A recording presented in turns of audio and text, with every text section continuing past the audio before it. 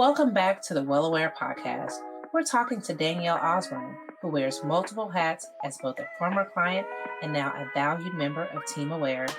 We'll learn what motivates her when helping others on their path to recovery and how her unique perspective enriches her work. Let's dive in. Welcome back to the Well Aware podcast. This is actually our second episode. I'm your host, Brian Holzer, CEO of Aware Recovery Care, and I am really excited for what we have in store for you today. What makes our company so special is of our almost 800 employees, many of our employees are in active recovery. And of the 600 or so direct care staff, that number in percent is even higher. In our early episodes, what we are really focused on is highlighting not just our wonderful current employees, but in many cases, some of our employees were actually former clients. And today, it is my pleasure to be able to speak to somebody that will bring the house down in terms of her human spirit and how much she is able to contribute to our employee base as well as the clients she serves. Welcome, Danielle Osburn. Thank you.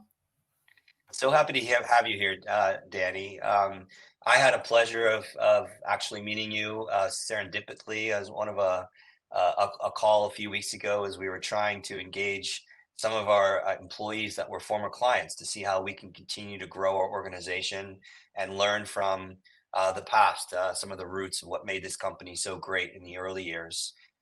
You have such an amazing story. You have just obvious your spirit comes through. And I look forward to meeting you in person, hopefully soon. I would love for you to give our listeners a little bit of a background on you. You've been at Aware for 3 years. Let's talk about your journey before we get to the journey coming to Aware. Just orient the listeners to who you are, what your role is, your path here at Aware, and all that good stuff. Yeah, so I am currently a care coordinator at Aware. I started my journey at Aware as a CRA. I did that for about 2.5 years. I went through grad school while I was at Aware, did my first internship as a care coordinator, and then eventually transitioned to my position now, which I love. Yeah, we're going to have folks that are going to listen to this that aren't familiar with all the nomenclature and acronyms that we use here. Can you talk about the role of a client recovery advocate that you started in, that you mentioned, a CRA, and then what led you to want to become a care coordinator in the case you got your social worker degree, and maybe talk about those two roles and what it's meant for you working on the Aware side of the equation. We'll get to yourself as a person in recovery second. Yeah, so I mean, a CRA, certified recovery advisor, that's how I started my journey. It's really just peer support. To me, that was such a special position because it didn't really feel like work. As a person in recovery, when you get into recovery, so much of the process of healing is helping others and giving away what you were given. That's really what it felt like to me is participating in that pathway to recovery that I had already been participating in, giving back. And as much as I gave to my clients, I'm sure a lot of them would be surprised that they gave a lot to me. Being a certified recovery advisor is fun because we got to do things that I enjoyed. I got to explore things that, my clients enjoyed. A lot of people, when they get into recovery and you ask them, well, what do you like to do? What are your hobbies? A lot of people don't know. They'll say, I used to like to do this, or I used to do this, so maybe that's what I like. And kind of really going through the work, but also exploring those fun things like going kayaking or going hiking or going to a spin class or a CrossFit class. Like those are some of the things that you get to do in the CRA role that are really, really special. Then you went back and got your social worker's degree, and you made the decision to transfer into a care coordinator role, which at Aware can be both a registered nurse or a licensed social worker. Talk about why you made that transition and maybe why this role is different, but really the same in the sense that you're able to contribute to the recovery of the clients that you serve. Yeah, I mean, I got my graduate degree because my goal eventually is to help others on a macro scale, to have the kind of credibility to have these dialogues with different providers, different treatment centers. Finding resources is such a big deal for me. It's really, really challenging sometimes depending on your insurance, depending on your means, depending on your location, what resources are available to you. So, as a care coordinator, I really take pride in building relationships with providers, in finding, we have a wonderful higher level of care staff that helps build relationships with treatment centers. And really getting creative and finding the resources that our clients are going to need, and finding resources that our clients can utilize when we're no longer there. I think that's what's unique about Aware is, we come into these people's homes, and before they know it, everything that they need is already right there, even if we aren't there anymore. Thank you for that. Let's get back to that in a second. I would love to sort of go back in time now and allow you, if you're comfortable, talking through what led you to Aware, because what makes your story so special is that you're one of many people at Aware that are employees that were previously clients. And you're able to deliver with such authenticity and credibility to the recovery of others because you were that person not too long ago that was benefited by the company that you now work for. And so I would love for you, to the extent you're comfortable, to go back in time and talk about your journey through addiction. When did it start? How did it start? Some of the contributing factors, and your journey through the traditional treatment offerings that are available today. As listeners will hear, you cycled through higher levels of care many, many times before finding the Aware program. So, if you could talk about your earlier years and your struggle through addiction and your experience trying to get sober before you found Aware. Yeah, I mean, so everyone starts like I grew up. Yeah. I grew up in a very affluent neighborhood.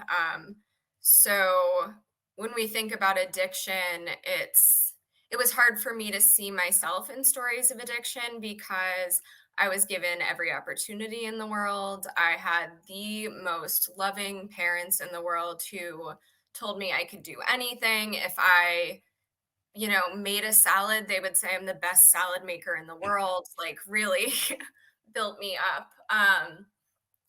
So I mean, I drank like everyone else in high school, and it kind of, I didn't realize it right away, but at a certain point, I started to realize I'm not drinking like my friends, or I didn't want to do anything that didn't involve drinking. And I even, chose my undergraduate, my college, based on this culture of drinking.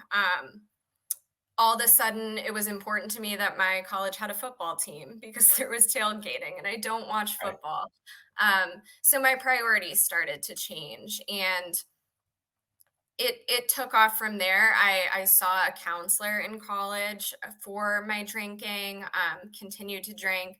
My parents had me sign contracts over and over and over again when would come home from school vacations, that I wouldn't drink when I was on spring break, that I wouldn't drink when I got back to the dorms. Um, and of course, I sign my name and those contracts are broken, and the contracts that I make with myself are broken. And after I graduated, everyone was looking towards, what they wanted to be when they grew up. And I didn't plan anything past those 4 years. And so it started getting to a really dark place where I was drinking and drinking and drinking. And I said, I think I need to go to rehab. And my parents, because of where we're from and the circles around us and the nature of our town, that didn't look good for me to be going to treatment. So, we were all very hesitant to label this alcoholism. We were hesitant to say that this wasn't just a phase, but I went, and that was the first of many 30-day treatment centers, and sober houses and detoxes and transitional living facilities and psych wards. And eventually my drinking progressed to heroin addiction. It progressed to IV drug use. It progressed to cellulitis, which is a disease that you get in your skin. It's like an internal staph infection. It's super painful. Um, and I became this person on the streets who I would, scoff at or judge or say that they made these decisions to be there. And the truth is, I took this same first drink as all of my friends, and they were financial advisors and lawyers and doctors and public health officials, and I was here, using IV drugs. I came to Aware because I had gone through so many 30-day programs and gone home. And even if I had gone to a sober house, I was kind of just thrown into the world with no tools and no support. And if there was support, I was left to find it on my own, and I wasn't motivated to do that. Um, so we said, let's try something else. And what's interesting is I wasn't a success story on paper with Aware. I entered Aware in New Hampshire. I live in Connecticut now. Aware is the reason I live in Connecticut. Um, I met my team. This was before we had a family education department. This was before a lot of things. A lot of things were different. And essentially my team was the family education department. They were everything that we have now as two people. Um and they worked with me. I was a very, we would use the word challenging or complex client now, but the truth is I was kind of a nightmare. Um And they loved me anyways, and I went in and out of detoxes while I was with Aware, and my CRAs would buy me a pack of cigarettes and drive me to detox again. I moved around the state of New Hampshire so many times while I was with Aware, and my team would drive an hour and a half to 2 hours depending on where I was living at the time. They walked me through grief as I lost my boyfriend at the time while I was with Aware. They came right over. They consoled me. They consoled my parents. Um, and they helped my parents eventually set the boundary that ended up getting me sober. And that was blocking communication with me, no matter how painful that was. That was not allowing me to come to the house. And eventually, when I had reached bottom and I was formally discharged from the Aware program, the only number in my phone that I thought to call was my CRA from Aware, who is now a CRA manager in the state of New Hampshire. And she got me to detox, and she spoke to my parents because my parents wouldn't speak to me. And she said, you have two options. You can go to California or Connecticut. Where do you want to go? And I said, California. And she said, we will see you in Connecticut. So Right. I ended up going to long-term treatment in Connecticut. And the first face that I saw when I got to my destination was a face that I didn't know, but I would come to know, was one of my stakeholders in my treatment center, and he was with Aware Recovery Care. And so, again, not a success story on paper, but years later, as I'm working there, I'm in an all staff meeting, and my CRA sees me, and she calls me, and she had said, I honestly didn't think you were alive. And I found out later she had said to Jean Bagnati, who's one of our corporate directors, that there are only two people that she's told are going to die and that I was one of them.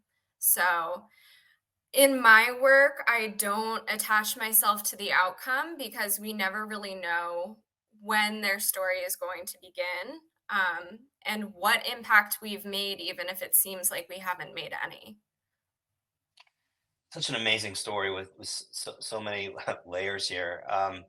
Look, traditional treatment centers work for a lot of people, and but it didn't work for you. I'm curious, as you look back as someone that has cycled through so many of the traditional ways that people seek a treatment in addiction, to the Aware program, which is somewhat new to the world in the way we deliver this up to 12-month program in the home, engaging family, peeling back the layers of complexity and source traumas that often are contributing to the addiction in the first place. Why didn't traditional recovery models work for you, and what was it about the Aware program? You highlighted the impact that your team had on the family and the rewiring of the relationship. Is that what you would say made the difference? It was the treating the whole person, which includes the family and the home environment. Is that what made the difference for you? So there's a couple of things, right? 30 days, at least for me, is not long enough. Yeah, It's And also, yeah, the family piece. If anyone talks to me, if anyone knows me, the family wellness portion of this program is really where my heart and soul is at. It's a family disease. My parents were losing sleep, missing work. Their relationships were suffering. They're suffering from all the same symptoms that I was suffering from as a person in active addiction. It impacts everyone.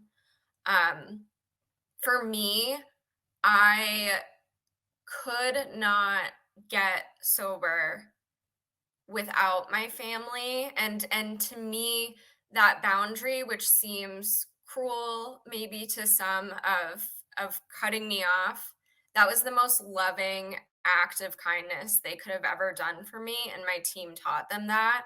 That is the biggest sacrifice that they've ever made for me, and my team taught me that.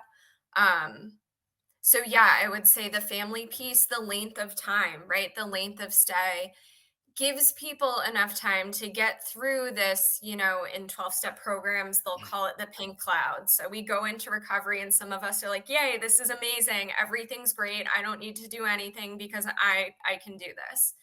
And so we get through that period and we go through everything that happens in a year. Like, how do you measure a year? It's right. full of wonderful things and stressors and job losses and like divorce and all of these things that can come with a year. Your team is there for you. It also allows you to develop relationships in your own community. So, if I go to a 30-day treatment center and I connect and I bond with all of these people who may be from all different states, um, I'm not I'm not having those people with me when I get home. And they're all also in the same stage of recovery as me. So statistically, one or two of those people will be with me, throughout my year. My first treatment center, there were 30 of us. And within 3 years, there were two of us who were alive. Wow. So being with Aware gives you the ability to build relationships with people who are already in long-term recovery. They expose you to their networks, to their friends' networks. They really set you up for success where you already are.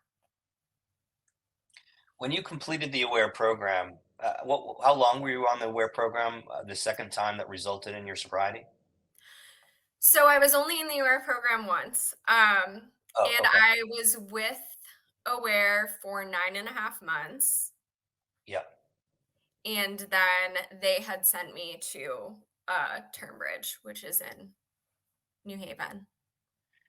So when you completed the Aware program, did you know that this was successful? I mean, compared to when you were discharged the number of times that you were after going somewhere for 30 days. I mean, you were, I assume, stabilized after 30 days and maybe no longer using, though I'd love to hear your feeling on that.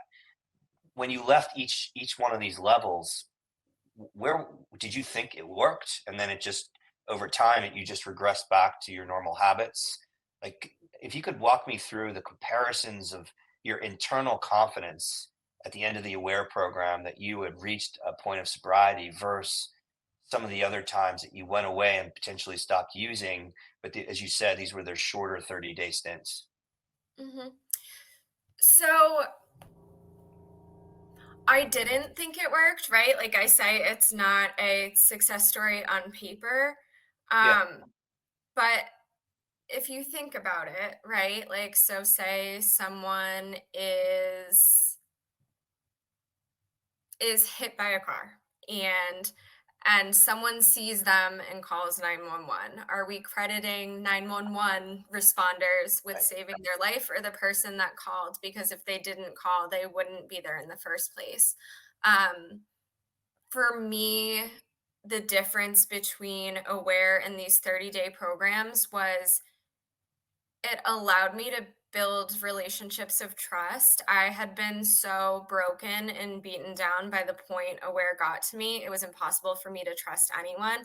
I had one CRA because I would never trust a secondary person. Right. Um, and the amount of time that these people were able to give me and the amount of care that they took with me and sensitivity and compassion and lack of frustration and lack of disappointment. Never once did they say they were disappointed in me. Never once did they say they were angry with me. And I tell all my clients, I will never say that I'm angry with you. I will never be disappointed in you.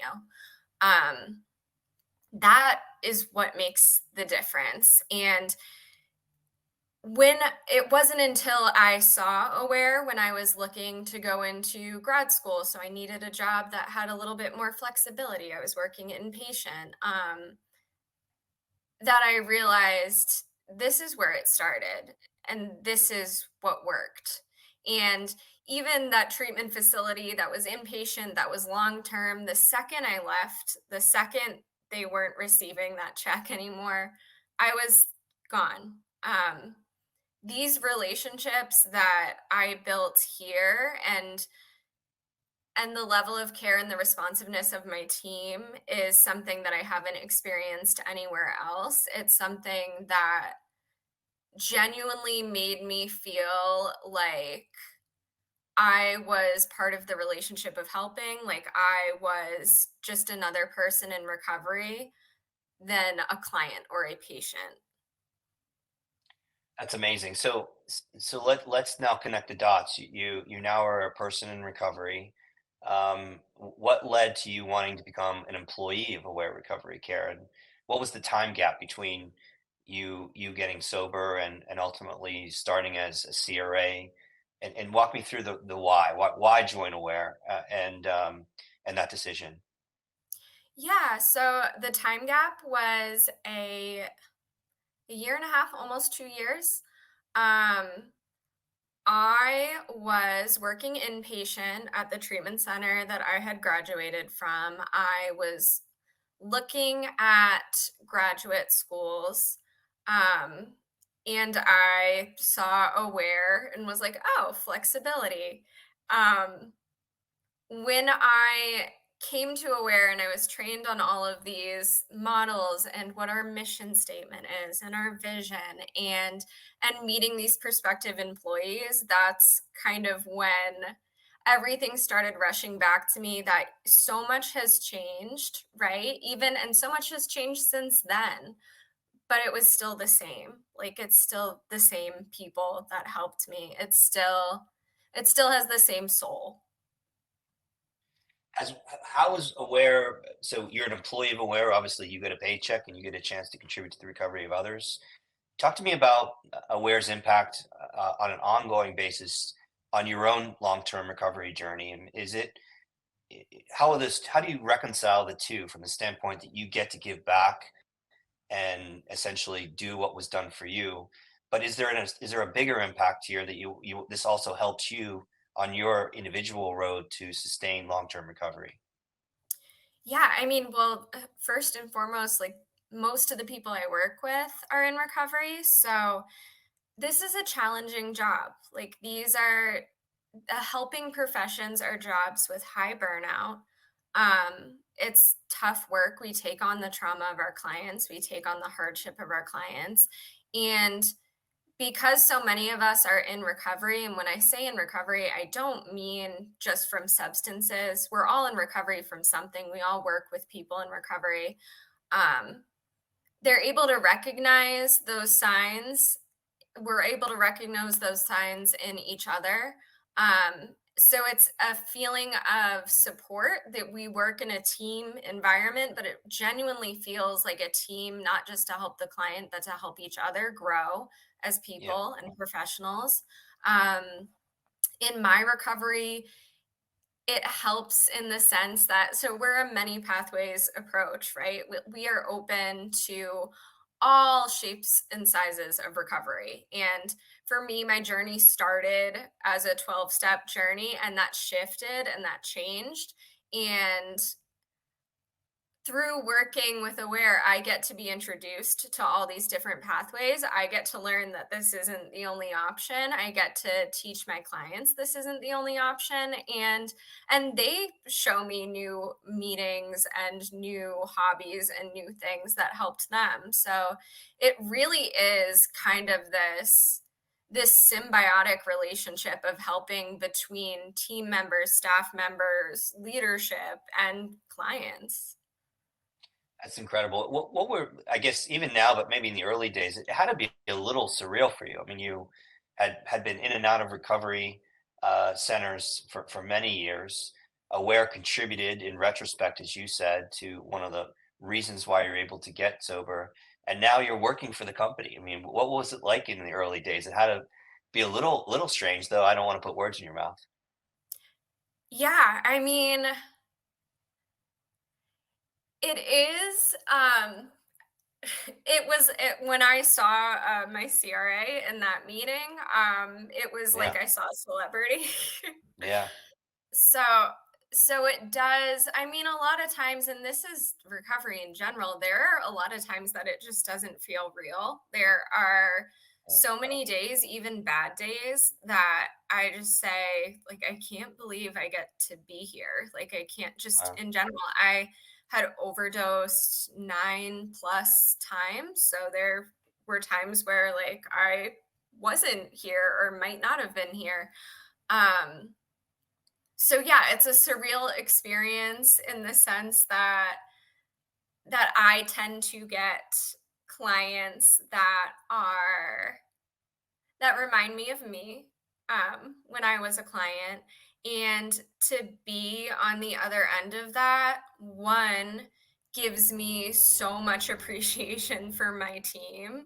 It also really motivates me to support the families and to, encourage our FEFs who are wonderful, wonderful people to support the families. And, oftentimes I get to see different endings than my Aware team initially saw of me. And that is really, really incredible. the other part of your story that we haven't got to, which I'm sure is sensitive, is through this incredible experience that you went through. Your father ended up becoming a client of Aware. To the extent again that you're comfortable, I would love to hear more about that. Was alcoholism known to you as you were growing up? Was that in the environment? And if it was, I'm sure it was a contributing factor. And then you talked about the strain that this had on your family relationship, presumably also your father. The program works for you, and now all of a sudden, this ends up being the reason why your father is able to achieve sobriety. Would you be willing to talk about that experience? Yeah, so but that is like my greatest pride. Yeah, So yeah, I mean, alcoholism, I wouldn't have said that it was around me when I was growing up. Knowing what I know now, I suppose it was. again, very affluent town. So like it was kind of ingrained in everything. Country club visits, business meetings. My dad would have, clients where he would bring $1,000 bottles of wine. And it was just something that people did. We had a wine cellar growing up. We had a vine at a vineyard. So I, Wow. as a child, grew to love wine, not just, in an alcoholic nature, but like a respect and appreciation that went into wine. My parents drink wine with Delia Viadir, who is a vintner on her vineyard. Um, so alcohol was definitely a point of bonding for our family, and it was also a hobby, I guess. Um, it didn't There are times I think that I, drank with my parents after I turned 21, where I noticed maybe this isn't how other families are. But the families around us kind of were like that, and everyone seemed to be doing okay, which to me meant everything on the outside is okay, right?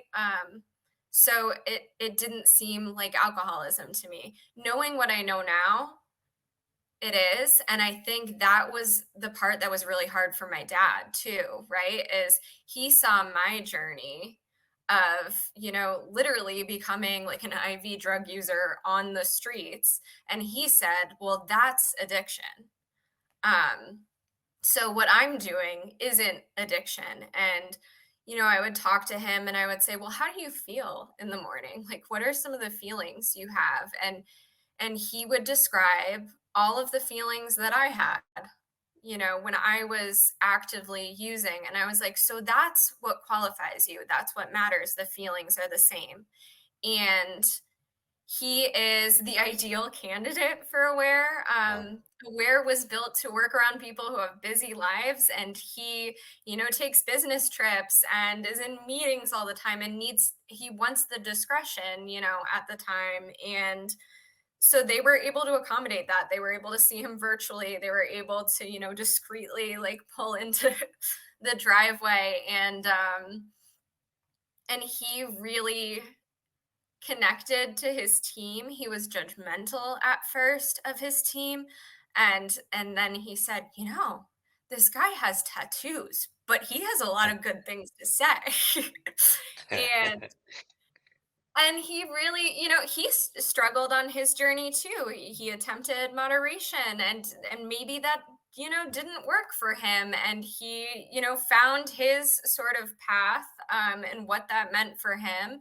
And he had a graduation, and he went to a diner with his team, and he, this Christmas, I think it's going to be a year, and Wow. my entire family just raves about the person he is now, and including family members who said, I didn't realize there was anything wrong, but now like I see this huge difference, so I guess there must have been. And I'm just like so infinitely and unbelievably proud of him. That being said, the experience as an ally, and an employee at Aware was a really interesting one. I had to be reminded, every day to hold the boundaries that, my thefts tell their families to hold, that I tell my clients to hold. And it almost felt like I was going through it kind of all again and learning constantly. And I learned through teaching, and I learned through hearing words come out of my mouth, to clients, spouses and parents and children, um, that, I needed to practice what I preached. And I'm just so, it is like one of my greatest prides that he was able to know who to call when he picked up the phone, and that it did, such incredible miracles for him. I guess presumably you would have known who his care team is. Yes, these would have been work colleagues of yours.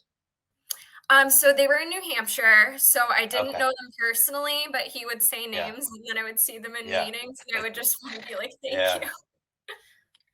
Just it's incredible.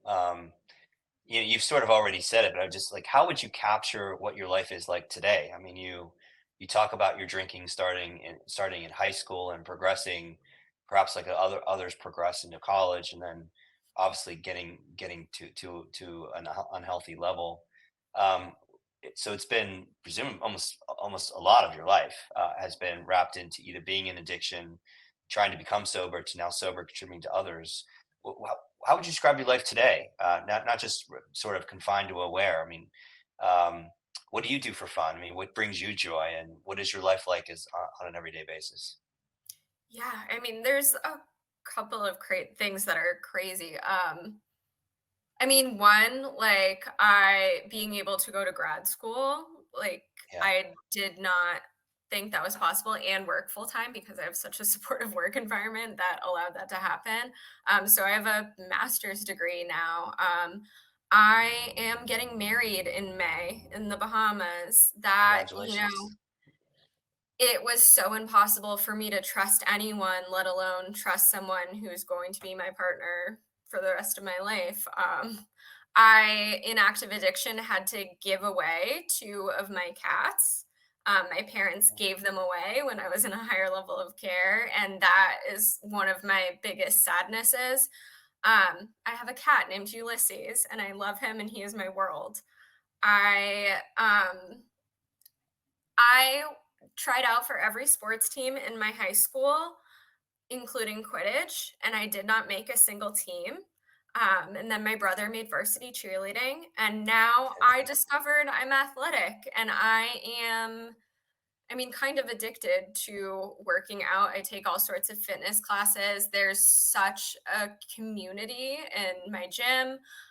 We all do different challenges and work towards different goals and, you know, get through hardships together in the same way that a traditional recovery community would.